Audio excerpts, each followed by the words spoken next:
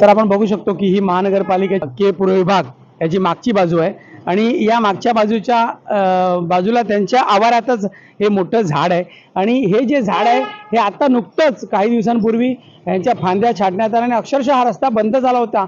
इतक्या मोठ्या प्रमाणात ह्या फांद्या या ठिकाणी छाटल्या गेल्या, पण त्यानंतर त्याच्याच बाजूला असलेली ही सोसायटी आहे. या सोसायटीचं झाड वाकलं गेलं होतं. आपण त्यांना सांगितलं होतं की सदरचं झाड हे पडणार आहे, कोणाला तरी मनुष्य हानी होऊ शकते किंवा कुठल्या गाडी डॅमेज होऊ शकतात.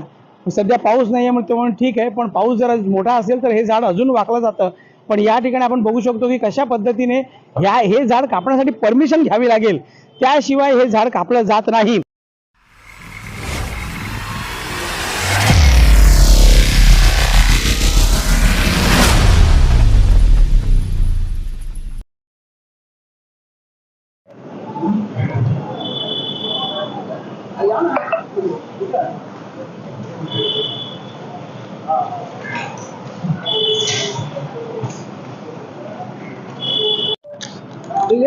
नमस्कार, मी अतुल जैन. आपली बातमीमध्ये आपल्या सर्वांचं हार्दिक स्वागत करतो. पावसाळा सुरू होणार आहे. आपण ज्या पद्धतीने बघतो की पावसाळ्यामध्ये बरीच झाडं ही पडणार असतात, पण त्या ठिकाणी महानगरपालिकेला त्याचं काय सुखदुःख असं आपण बघू शकतो. त्यांना परमिशन घ्यावी लागते. झाडे लावा, झाडे जगवा आपण नेहमीच म्हणतो आणि खरीच गोष्ट आहे, झाडे लावली पण पाहिजे. या सृष्टीला वाचवण्यासाठी आपल्याला झाडं लावण्याची खूप गरज आहे, याबद्दल काय वादच नाही. पण एका ठिकाणी जिथे झाडं जी मोठी झालेली आहेत त्यांच्या फांद्या छाटण्याचं काम असतं, ते सुद्धा हे अधिकारी नीट पद्धतीने करत नसतात. तुमच्यासमोर एक विषय आणण्यासाठी मी आपल्यासमोर आलेलो आहोत. मी या महानगरपालिका के पूर्व विभागाच्या अगदी मागे आहे.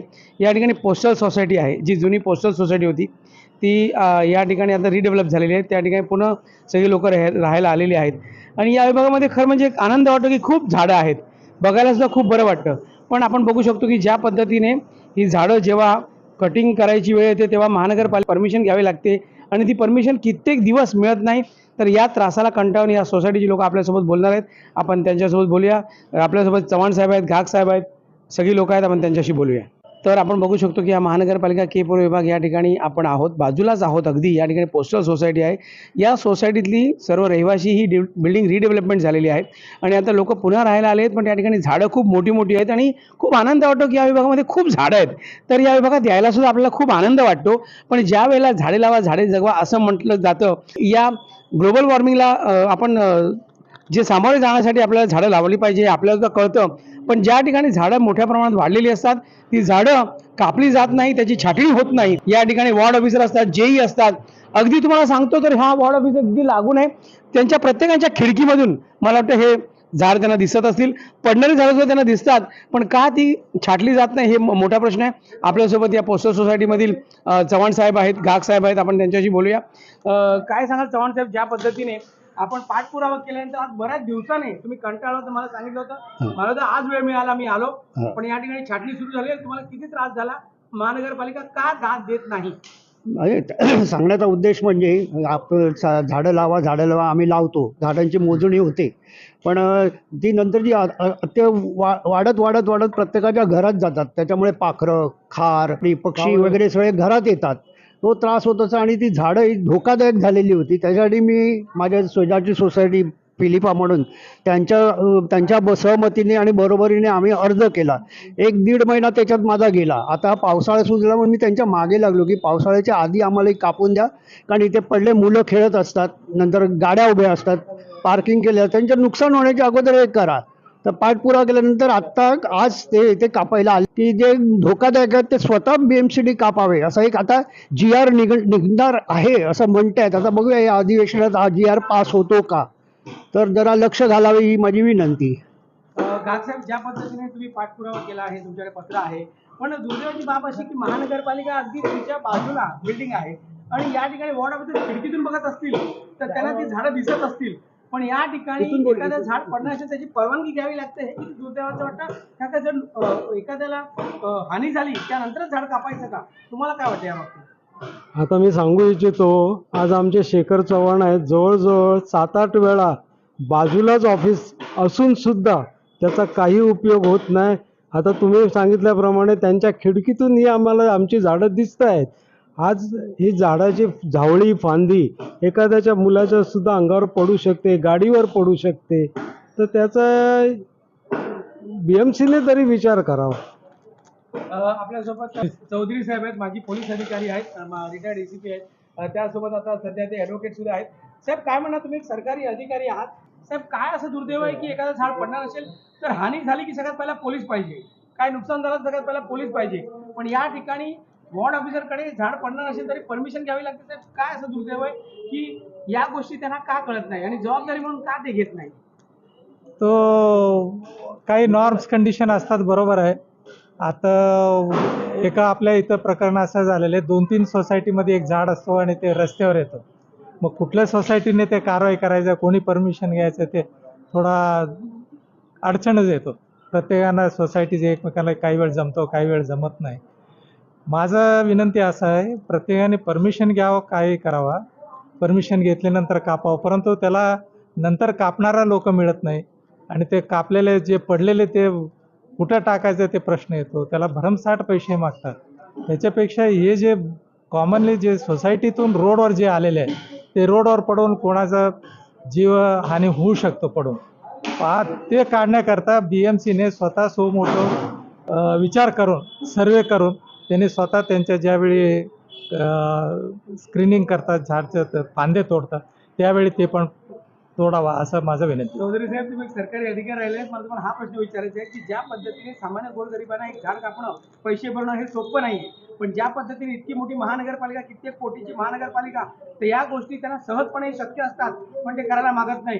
तर अधिकाऱ्यांनी, या अधिकाऱ्यांबद्दल तुम्हाला काय सांगायचं आहे की ज्या पद्धतीने स्वतः जेई असो किंवा वॉर्ड ऑफिसर असो, त्यांनी पावसाआधी प्रत्येक झाडांच्या विभागामध्ये पाहणी केली पाहिजे, विभागामध्ये जाऊन आणि झाडं कापली गेली पाहिजे, याबद्दल तुम्ही त्यांना काय सांगाल की या गोष्टीसाठी तुम्ही आपण भरमसाठ पगार घेतो, चांगल्या पद्धतीने काम करतो, पण काम इमानदारीने करावं, याबाबत तुमचं काय मत आहे? इमानदारीने करावा. त्याने सर्वे करून, जे ज्यांच्याकडे पैसे नाही, गरीब आहे, त्यांना पुरवत नाही, त्यांच्याकडून ॲप्लिकेशन घेऊन ते स्वतः सर्वे करून ते तोडावा असं माझं कळकळीने विनंती आहे. त्याला त्यांच्या कायद्यामध्ये सुधारणा करून ते एक प्रोव्हिजन करावं, लोकांच्या सोयीस्कर होईल, हानी पण कमी होईल, सरकारचं पण मदत होईल, रोड साफसुथरं होईल. आपल्यासोबत साटम साहेब आहेत.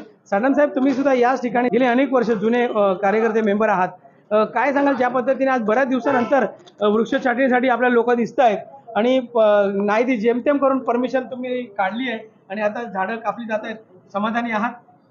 नाही, समाधानी असं काही सांगता येत नाही, कारण BMCची जी हे आहे, कार्य करायची पद्धत, ती मेन कशी आहे की जोपर्यंत कोण नुकसान होत नाही, कोण मरत नाही, काय नाही, तोपर्यंत BMC लक्ष घालत नाही.